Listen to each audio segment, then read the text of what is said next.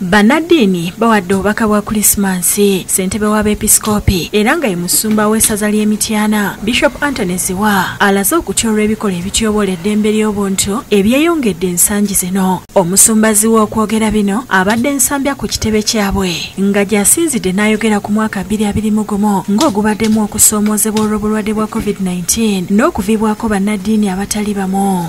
Tusaba Katonda abawe ekiwummulo ekyemirembe mu bwakabaka bwe.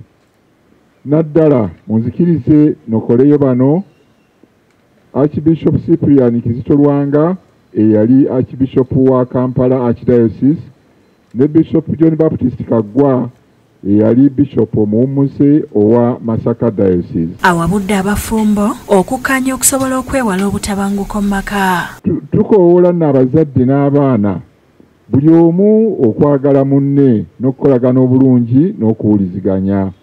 Kino kye kijja okuleeta emirembe n'okukolagana obulungi mu maka. Era ategeezezza nti ng'Abepisikoopi beetegefu okubudaabuda abakoseddwa omuggalo olw'obulwadde bwa COVID-19 nga bayita mu nteekateeka y'Eklezia.